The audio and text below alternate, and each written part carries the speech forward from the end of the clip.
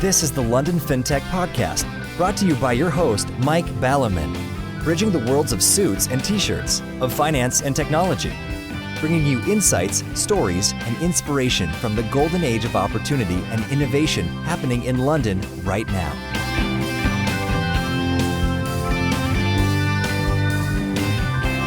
Hi, this is Mike Ballerman, and this is London Fintech Podcast, episode 007. I did think of finding a fintech invoice company and calling this one 007, a license to bill. However, I've gone one better than that. On the show today, I'm delighted to welcome Special Agent Mike Nulty. The real 007, and that is if you can call a fictional character real, had many missions and came through them all alive. Michael has had many missions, and I'm glad to say has survived them all so far. His missions have been as varied as 007's. Michael is a fellow of the Royal Society, and he's currently founder and MD of Third Sector Finance, which adapts financial services products to meet the needs of social enterprises in the UK. I met him at a digital currency day, as he is both an investor in digital currencies, as well as utilising the blockchain. He's a non-executive director of Naritas, a company in Swaziland, in the renewable alternative fuel sector. In the Second Gulf War, he co-founded a company that became very active in supplying satellite communications. I could go on, but I think you get the drift. In a world where words get devalued big time, Michael is a real entrepreneur with a capital R and a capital E. I thought it would help not just the fintech community, but also the broader creative and entrepreneurial folks who also tune into this show to hear some lessons from someone who can seemingly turn his hand to anything. Furthermore, one of his core experiences, which may well help shed light on the current fintech boom/bubble, is none of the above incarnations I mentioned just now, but those coming from the dot-com bubble time. In those days, Michael founded a number of companies, as well as being an active business angel and investing in a whole bunch of internet technology companies, most of which, but not all, went through the roof and then, as happened back then, back through the floor on the way down. From those times, Michael has learned a whole bunch of lessons, not least of which that after his success with the ones that went through the roof and stayed up there, or at least cashed out, he retired to France for 18 months and had plenty of time to consider the lessons he learnt, as well as plenty of time to do those things that all of those who have never retired for 18 months want to do, which is have a nice time, and then actually what happens is one gets bored and goes back to being too busy again. So, let's get on with the show.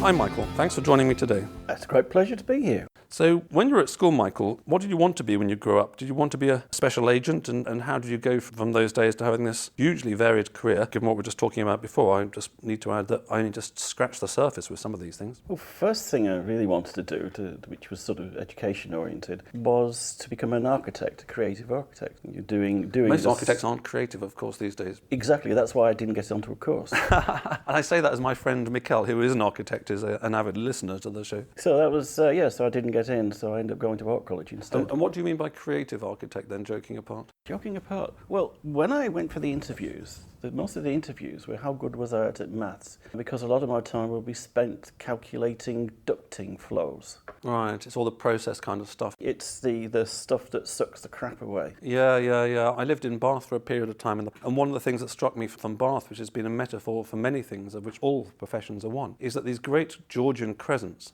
look wonderful at the front, but if you go around the back, it's all sort of the bricks equivalent of sticky back plastic and sellotape, keeping it all together, and looks pretty crappy. That's right. The things I liked were what they're building now, So at that time you can understand because it didn't have computers. It was all sort of drawing boards. And it was tricky to do something like Le Corbusier would produce a beautiful schematic, which was easy to understand. But once you got into more natural forms, which is the sort of thing I was wanting to do, you couldn't almost design the things on any scale. So you must be a fan of Gaudi and Barcelona, no? Absolutely, yeah. Even if they never quite finish as Sagrada Familia. Well, I prefer some of the smaller houses. Yeah. As you wander around, you find them around the street corner, and there were some Gaudi lookalikes as well, which I also think were pretty good. Gaudi is one of those things, actually, that I'd seen pictures in books. Oh, I know what Gaudi looks like. But somehow it's only when you're there in the presence of the building Absolutely. that you really get sort of a contact with that. So you wanted to be a creative architect, but you found that the average architectural job wasn't that creative. So then did you decide to become special agent and do a million things, or did it just happen one after another after another? Or have you got a low boredom threshold, or just like Midas touch? The key for that was reading Henry Miller. I bought a book by Henry Miller once. I never managed to read it. Oh, You must be sort of smarter than I am. Oh, I'm not sure about that. It was just osmosis, probably. But what it was the message was, if you really want to understand something, you have to go and do it. So that took me into all sorts of interesting corners of the world. Very often it's absolutely true. If you want to know about running a business in the Isle of Man, the only way to find out about running businesses in the Isle of Man is to go and run a business in the Isle of Man. And I'd recommend running businesses in the Isle of Man. It's great fun. The weather's not so good, but I know what you mean. I was talking to a number of people today about doing the podcast. I almost launched a podcast a couple of years ago on more alternative, healthy type topics. Well, it's the community. And it's a friendly, small business community. And very often it's the community that makes the business interesting. Yes, that's certainly true, hanging out with the right people. But my point was that quite often you know things in advance, but it's only by doing them that you experience what it's like. So, for example, you think, oh, she's a very nice girl, or he's a very nice boy, then you get married, and then 20 years later you've got more of an idea what it's like. Or, oh, children seem a good idea, and then like 15 years later you've got a different perspective of it. Or coming back to the podcast, I thought, oh, podcast seems a good idea. And my current feeling is a bit like I'm on a steam train that's going on a circular track. So I keep the speed up, but I've got to keep shoveling the coal into the fire. Keep it going. And I keep going past the same stations over and over again. Fairly early, I learned the basics in the Isle of Man, where I actually had a sort of a general painting, decorating business, which I sort of set up, because no one else was doing it. Right. That's a very seminal experience. Very straightforward, not difficult. So I was taking on these contracts of renovating old houses into flats, that type of thing. Quite mundane stuff, but I did learn that trick was to employ good people and pay them X amount and then bill X plus Y. And that type of business is pure capitalism. I didn't realise at the time, but it's a very good understanding for how that sort of thing ticks. Flattery aside, there aren't many people that one meets who've done loads of different entrepreneurial things. But when I do meet them, I think the commonality is that they've always managed to cut through to the simplicity of actually it's really quite simple. And if I compare them to entrepreneurial people with a small e who are doing all sorts of complex things, all sorts of buzzwords and all sorts of... I'd agree. One of the things I found there was we did quite a lot of work for this gardening work, so a fairly general thing, for millionaires who were buying houses there. And we did work for 6 millionaires. I say we, it's just a small team. And I got to sort of do the bullshit job. Now, that was quite interesting because 5 out of the 6 were really nice people. And I'm thinking, okay, you hear these stories about millionaires being not nice people, and it's not true. And I was trying to wonder, well, why are these nice people millionaires? And you get to know a little bit of the backstory. In the end, I sort of came up with a peculiar conclusion that the one thing they had in common was they were all divinely stupid. Keep it simple, stupid, as Clinton said. Got him elected twice. Absolutely. So it's like the simplicity of the thing. Is really drives it forward. They did have that ability to sort of just cut through the undergrowth and actually see this is what the business is about. Yeah, I was talking to a very intelligent fintech person recently who's got all sorts of degrees and background and city background. And I was really talking to him about the benefits of tomato sellers. There is something that you learn by being a kid, I guess it used to be 11 or 15, you leave school and you go and sell tomatoes on your barrow. You learn something about business from that which goes into your bones that you can't learn by any amount of... No. complexity. Yeah, I mean the market trading. I know a few friends of mine who have done well, are doing well happily. 2 of them came from market, learned the business in the market. Especially if you've got something like tomatoes that are going to sort of die by tomorrow and you can't really sell them. You sell them, you make a profit, as you say. Moving more on to the investment lessons, and we'll come on in a little bit to the fintech scene. One of the things that I've quoted you to many people that I've met over the past couple of months, and they've all told me, oh, you must get him on the show. So you are on the show. And I'm probably about to find out that I actually made up this point or I completely misunderstood it and misquoted you, was in terms of when you are spending your time sitting in a nice French garden, your reflections on kind of the businesses that worked out well versus those that worked out well and then crashed down. And the way I'd put it in my language was that, I met this guy and the main lesson he learnt was that all the businesses were kind of doing what they did well. Let's use the word content, but not in the sort of modern use of the word content. They were doing what they did well, so just imagine a small circle. And actually, generally, that wasn't the thing that led to success or failure. What led to success or failure was the context, so imagine a much wider circle of stuff they weren't focusing their attention on. And it was whether the stuff in the bigger circle was aligned that led to it.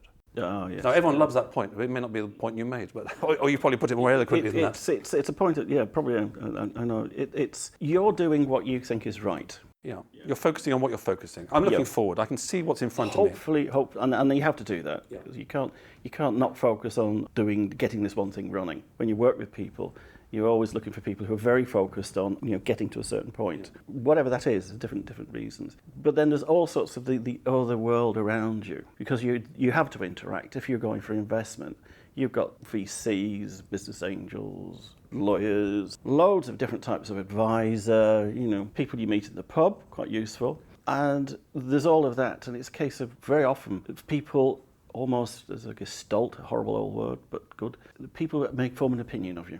And they form an opinion that business is worth being in. Or they've just had an opinion made for them that, well, this is the type of business we want to invest in. And then they haven't got one of their own, and you walk in the door with one that they think, that looks pretty well like the other one. I don't think very often there's a great, again, a decision making is quite emotional. So they want to find that pattern, because very often, certainly for investors, they tend to look for something that's anyways established and doing something. But also they've seen something successful in the past or currently that they can latch on to. There's a herd instinct, there really is. So it's all of that going on around you. But rules and regulations changing. But that's quite hard for the average tech person to deal with, who's a good developer and sitting at their computer and has developed something that's good, because they're not used to going out doing song and dances. No. I mean, the one certainly, if we were going to eventually talk in fintech especially, is compliance. Now, there's very little done on compliance side in it. And of course, the whole compliance thing is getting tighter and bigger. And that's big in big business stuff. So, that is going to impinge on a lot of the new technologies, or already is. And how that works is that you've got to be canny. It's essential. Team's important. Groups of friends are very important. And so you get sort of someone who's, you've got the guy who's driving it, but then you need people also in the team who are aware of the other things going on. Yes, it's the team is a really key thing. I mean, I've been talking to a number of people recently, and my perception of the fintech scene in London at the moment is that there are a number of people who are now perfectly capable of taking a good idea and turning into a good product. And there are relatively few people yet who've gone through the phase of turning a good product into a good business. And that's largely because the people who've got from good idea to good product don't have the kind of 360-degree vision, for the sake of argument, or more 360-degree experience to enable them to sort of put all the bits together that makes a business as opposed to just a product. Yeah, I've met recently some amazingly talented people. I mean, they really are good, and and good people, great ideas. That's part of the equation. Another part of the equation is and I want to be optimistic, are the incubators that's appearing. Certainly around London, we've got a lot of these incubators coming I'm on up. the cynical side of this one. So. I'm cautious. That sort of theoretically bridges that gap. But it bridges the gap because what they're doing is they're selective. So someone else from outside is then, look, I have this wonderful product and it will do this. And then they look at it and they say, well, that's great, it's fantastic, but no one will ever buy it, which is a fairly common mistake entrepreneurs make. So what they do is the view. So my sort of line would be then you need to find those skills. I mean, whatever you do, the biggest mistake any entrepreneur can make, and I've made this a couple of times myself, is to actually come up with a wonderful idea that you're convinced everybody wants to buy. And in fact, when you get there, there's only a few, and mostly it's your own family. But it's, you believed your own propaganda. Yes. Yes, I mean, I think on the incubators thing, I mean, I was discussing this with Eddie George a couple of episodes ago, and I think it's just a question of this sort of whole bubble at the moment. So there's like dozens and dozens and dozens of incubators around, and of course, Darwinian evolution will weed out some that actually do that job very well. A lot of them don't necessarily do it very well. And I just remember reading this morning on the interweb an article by a chap in America who had actually done a study of accelerators. Oh, interesting. And found out the ROI and the numbers that are paid back. This is in America, where the whole phenomenon has been going much longer. It was something like 2 or 3. It was the ones you can name off the top of your head, like Y Combinator, Techstars, and whatever, Startup Bootcamp, and that was kind of it. And all the rest hadn't. So, the incubators I've been seeing, a number of them are basically just providing you with an office, and they try and get some great and the good to come in and give some free mentoring by way of the added value.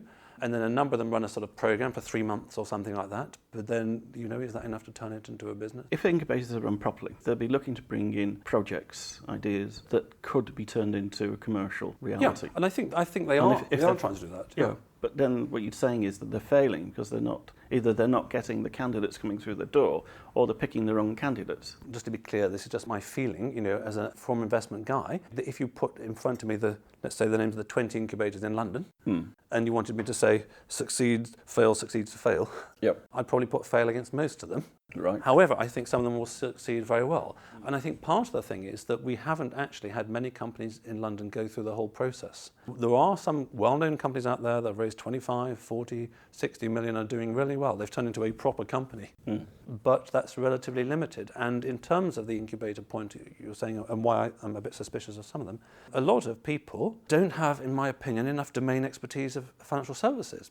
So I won't mention it, I went to an incubator recently and I saw their 10 and a lot of them were quite young and they didn't have experience in financial services. So if I was going to get my money out of my own pocket and put it on them, I wouldn't. What I've liked is the people who haven't gone to incubators because they don't believe in 15 grand is enough for 8%, but somebody I meet and they say, oh, I was at JP Morgan for 15 years in this area, I know all about it, I know all the people, I know what the problem is, I'm going there to solve it. And I think those kind of fintechs are just I've met in my experience. A lot of those are more middle-aged. They don't go through the incubators. And I've discussed this before, but I think one of the implicit things about lifting incubators over from Silicon Valley to here is that it clearly worked over there. But I haven't seen any critical assessment of the fact that in Silicon Valley, one reason they worked is that Silicon Valley has got very retail, very B2C kind of culture. 17-year-old on a sofa knows what another 17-year-old on a sofa wants. A 17-year-old on the sofa doesn't have the domain expertise to attack compliance in financial services. Come back to your example. Well, one of the things from sitting in the garden under the tree with a glass of white wine, which I did occasionally, in the summer anyway. Red wine in the winter. Or cocoa. Cocoa. It's too bloody cold. Do you ever go back to France these days, or did you? Oh yeah, I love France. Oh right, you love France. I still. love the country. So I misquoted it actually, because the story's much better if I say, and after 18 months this guy couldn't stand France anymore, never went back there again. Oh, well, I embellished it somewhat just to make it better. That's reason. Hey, you know I don't. No, but one thing I did sort of think through. If you actually look at businesses and you sort of score the maximum, which is like most likely to succeed, the ones I've came across over time were the ones that were effectively a management buyout on a scale of 100% success and 0. The ones that stood the most chance of success were the management buyouts. Right. You get a big news organisation who have a shows section, and they decide that they're going to get rid of the exhibitions. Yeah. So they then get rid of that. What they do effectively do is they offer the management of the exhibitions division a chance to take over. Now, assuming that they're entrepreneurial, they take over an existing business with a bunch of customers that they can then bring in the much better expertise because they own it and they take it. That's a 100% chance of success, definitely. Then you work through variations of how much knowledge people have. And obviously the 0 end is someone who has a wonderful idea and maybe the technology knowledge to put it together, but with no one's interested in it. And it's somewhere in that spectrum that you're going to find people who will have part of the idea, like you're saying, people coming out from experience. Coming from the industry. From the industry. Rather than from the sofa or from a university. Yeah. Well, I think this is one of the points, I was kind of slightly joking, but I think one of the challenges isn't the incubators or them themselves, it's the fintech area. Fintech is very specialist. So to give a simple example, well, no one would imagine that you could set up a biotech company without knowing a hell of a lot about biotech. Absolutely. You and I would go and buy some test tubes. Oh, we've got a great idea for a new drug. We've never done it before. No, everyone laugh, you laugh. But funnily enough, you hear that in financial services quite a lot. And I think one of the reasons is that the low-hanging fruit of financial services is very simple, allegedly, like foreign exchange. Yeah. Because we all know how to do that. Yes. But actually, the vast majority of financial services is more like biotech. Yeah. You need to have been there for 10 years. That's it. And people also, I think, make the mistake in fintech certainly from the startup side, of looking at the retail banking, which is only a small part of overall financial services. You then look at the rest of it, and it's very specialised. And there's no M&A way. boutiques, hedge funds. I mean, it's treasury management. Now what does a treasury manager need? Is a set of tools. It's doable, but you have to really understand what a treasury manager person does, and if you don't have that knowledge, you blindfold. Yes. So in terms of sort of pulling these things together, if you were going to set up your incubator tomorrow, or if you're going to go back to being an angel investor, and let's say you're going to do it 100% of your time, full time, what are the sort of key factors that you'd be looking for? Well, I tend to go, as in one of your previous podcasts, if I was investing the route as an angel, you're already looking for existing successful businesses that need some cash for different reasons, and not cash to pay debt. cash to build. So basically not early stage VC. No. That's a very difficult area. And that's where if you offer somebody a desk and only take 8% from them, that's quite a decent deal. Because one of the other things, when you do start businesses up, you actually need a good environment. And I think 8% is a good deal for that. Because very often, I've seen too many people in the back bedroom or in a tiny little centre where they're sitting next to someone who does a plumbing business on one side and a carpentry firm on the other, and they're trying to set up a high-tech business, which is where I've been at one point. And you don't get the buzz. And it's also the Rolodex. That any incubator's got a good Rolodex of Absolutely, yeah. And it's up to you, as the guy setting up the business, to get that Rolodex active. There's the anecdote on Iraq. We got a call from one of the non-military security firms, just a general inquiry from the website. And that came through, that was fine. What did they want? Went to meet them. Suddenly realised there was quite a big business going on here. There's a lot of these, sort of non-military stuff was going out there. So again, the entrepreneurial tricks is you tend to be quite proactive and pick up lots of knowledge that people would think useless, but they tend to be useful. So for different reasons, I actually understood how the Foreign Office desks worked. So each country has a desk. So I just phoned up the Iraq desk and explained what we were doing. And you had a comms business before then? Yes, we were developing stuff and selling other people's products. So I phoned them up and got through to the Iraq desk. And I said, we're doing this for XYZ company. And we'd like to do it for the other British companies, being a British firm. British. So I got the list of 12 I'd been vetted. Then, of course, I just got on the phone and we picked up another 4 of them. That's how it worked. So going back to keep it simple, stupid. Well, you have the chutzpah to do it, and the experience to be able to deliver it with credibility, which is very important, and you just get on and do it. I heard a story similar in a way to keep it simple, stupid today, where somebody was telling about a friend of his who had a very good startup, blah, blah, blah, just like all the others. And this guy raised 400 grand, which is more than nothing. And I said, how long did that take him? Thinking of the timescales of all the other people who'd raised about 400 grand. And the guy said, 8 hours. That was good. Yeah, exactly. That's precisely what I said. That's not bad. But again, if you have the right phone numbers from your incubator or from wherever, and you've got a good idea and you're putting it simply and clearly like you do, then sometimes you find you push on the door and the door's open in life. It is surprising. Plenty of time, this is my life, plenty of time I'm pushing on something, and after a while I realise it's a wall and it's not meant to open. I have a rule, which I often break. If you're going to start something, you give it 3 months. If you're not getting traction after 3 months, you really have to say, is it worthwhile? Because usually within 3 months you know whether it's working or not, or you've got the feel. I wonder whether that should apply to relationships as well. Maybe that's the sort of off. That's the X-rated version of the London Fintech podcast. Well, actually, there aren't many women on the London Fintech scene anyway, actually, so there's a slight challenge there on that front. Oh, I think the women I've met in the Fintech scene are amazingly bright. Yes, exactly. And they're amazingly wise because they go to somewhere where there's about 30 ratio of men to women, or certainly the sort of tech drinks that I've been to. Yeah. So I like the idea of the 3 months thing, and of course, I completely buy into understanding the market and understanding where there's demand and testing it. Mm-hmm. Also, you look at an ethos and you're looking at fintech. I know there's a lot of work. I've been making the phone calls. Certainly around the... Making phone calls is a good point, though, actually, because, we kind of grew up in that era, but modern people don't. They text each other, email. It's not the same. Not the same. It's not the same. It's different. And so many people just don't make the phone calls. I know that myself. Sometimes I go through periods I'm a bit lazy. I'll send emails out. But it's not as good as picking up, hi, Michael, how are you doing? We'd like to win the show, yes, no, okay, done. Right, as opposed to pinging people emails and thinking, I must chase them 2 weeks later and, Yeah. No, I prefer, it's a really good substitute for face-to-face, which is also a very good way of doing it. But you can find out with a few phone calls what the FCA's thinking, where they're going. Because, there's a lot of innovation coming out of the Bank of England at the minute. And they've all got all of these new sort of innovation in finance things coming up. Well, it's interesting. And just lining with that, because that the investors are watching that. Yeah, and if you come forward with your wonderful idea, or even if it's just at startup stage, then you think, we have something that fixes that FCA problem. Then they're going to go, seriously?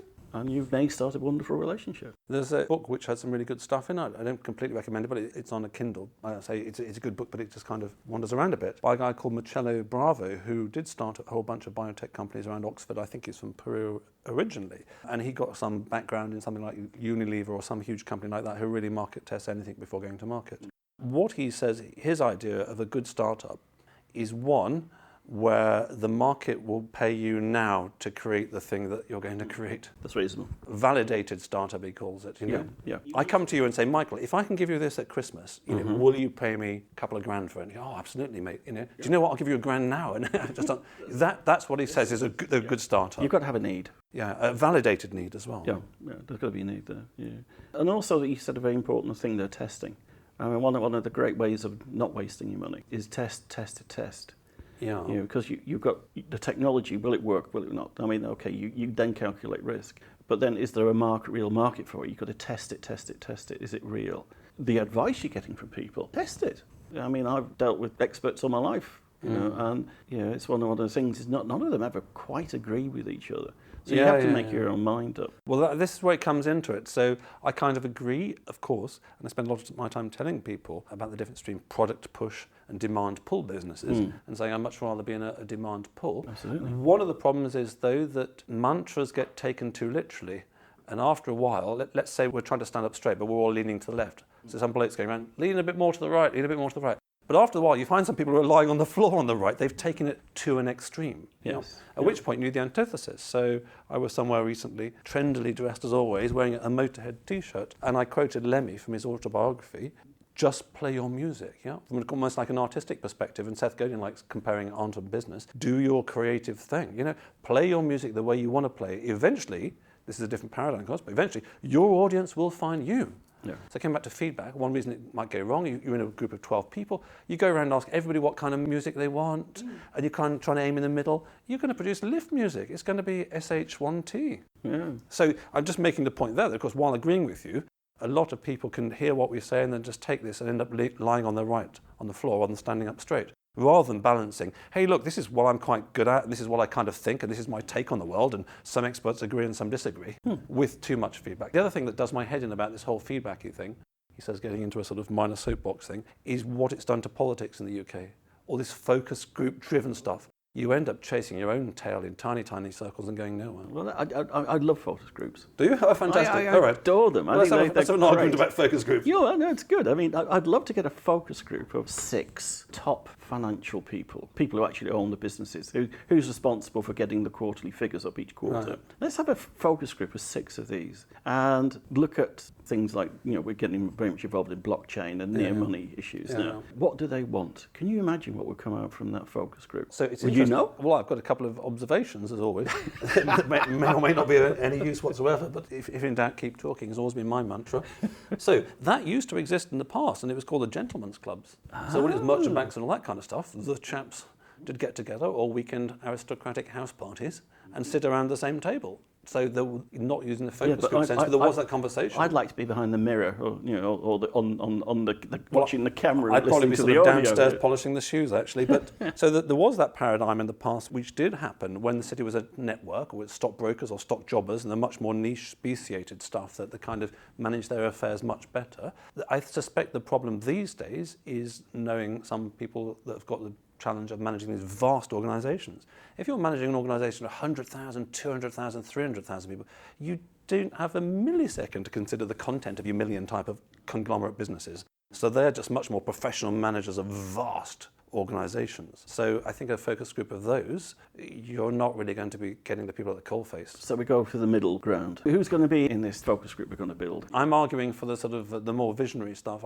I'm arguing that if we've got plenty of visionaries. We've got the visionaries sitting outside. That's a good point, actually. In a prior episode I haven't released yet, a very good guy who's in charge of innovation at Direct Line Insurance, it will have been released by the time people are listening to this one, makes the point to me, and he's done lots of innovation departments in large organisations, that the last thing you want to be in one of those is a visionary, because they're blue sky thinkers, and they just float off. No, you want to actually produce stuff and get it out there and see whether it works. So you want to keep away from the visionaries. However, my point is more on the fintech scene, that actually there are a bunch of folks trying to do something differently, whether it's TransferWise, whether it's Open Gamma with risk platforms, whether it's the peer-to-peer crowdfunding sites.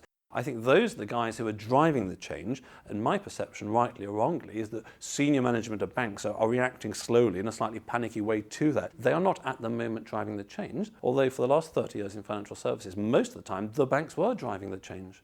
massive changes. Having joined pre-Big Bang, you go through Big Bang, and then you get all the merchant banks are bought by the commercial banks, and you get sort of various booms and busts, and then da-di-da-di-da-di. So the banks have driven the agenda most of the time, but it's almost like they're just sort of exhausted in these vast conglomerates which need to be broken up. I mean, the banks are only part of the financial services. Exactly, insurance companies. We've got the insurance, we've got the pensions, I'd include the whole 9 yards.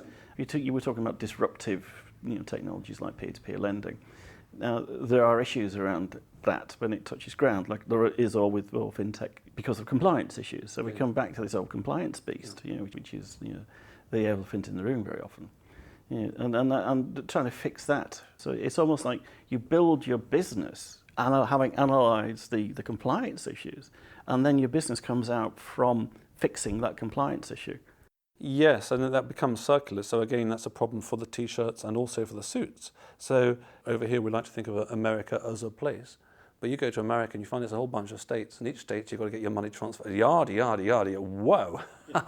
So that's even more than in Europe. So pulling this together, Michael, as time shoots by, and I'm very happy for you to have your own opinion on things. I mean, thank you. You're not always right. That.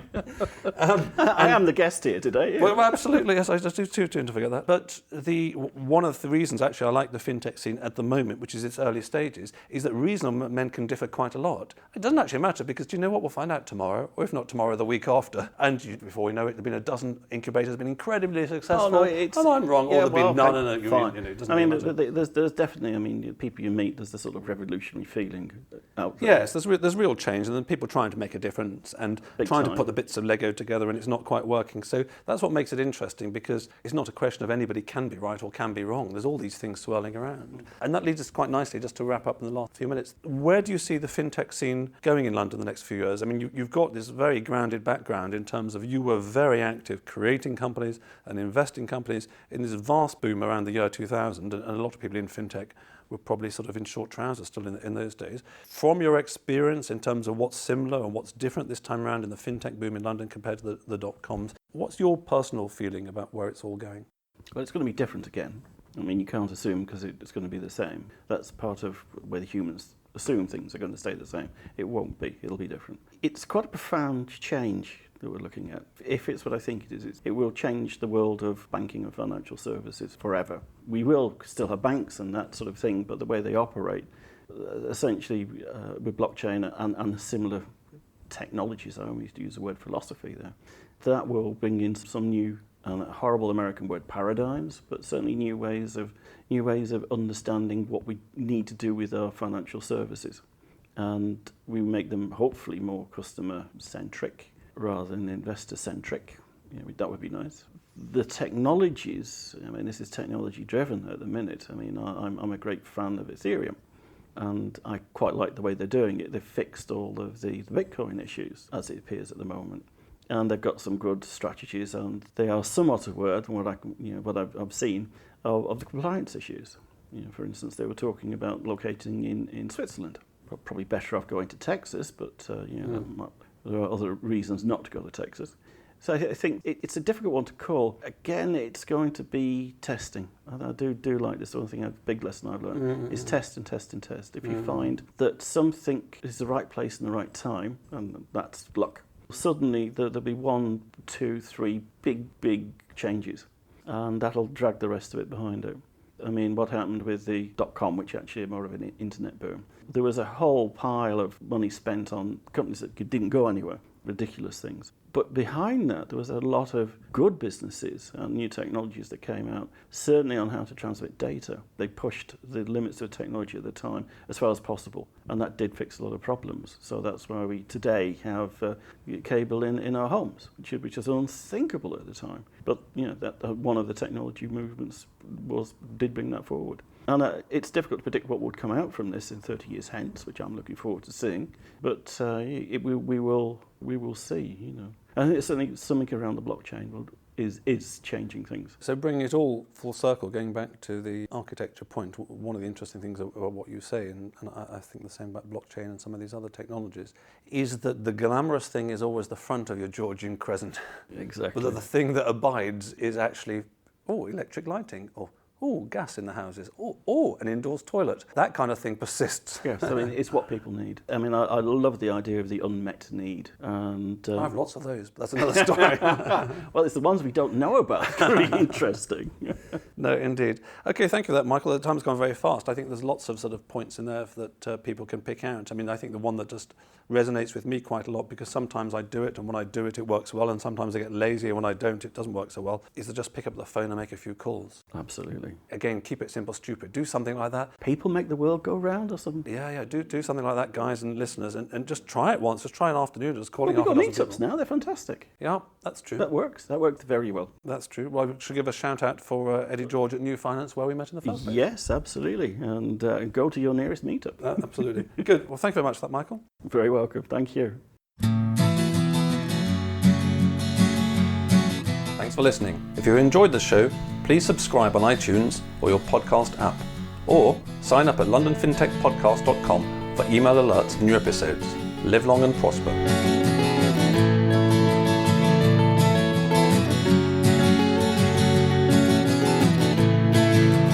We could sit in a bender all day, watching the firelight dance, watching the firelight dance. We could walk in the mountains before dawn, watching a happy moonrise, watching a happy moonrise.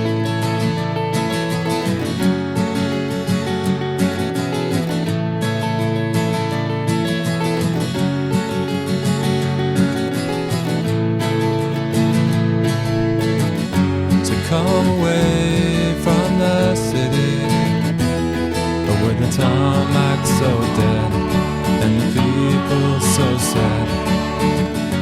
Come away from the city, with the faces so grey, with the pain of the everyday.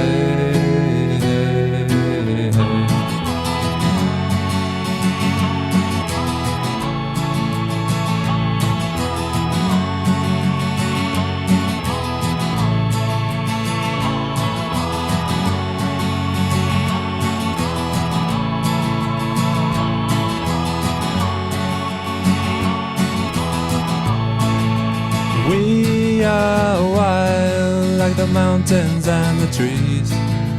Can you see what I mean? Can you see what I mean? We fit in between the earth and the sky. Kiss the city goodbye, wave the city goodbye, wave the city goodbye. The city goodbye. Watch the firelight dance with me. Watch the firelight dance with me. Watch the firelight dance with me. Watch the firelight dance with me. Watch the firelight dance with me. Watch the firelight dance with me. Watch the firelight dance with me.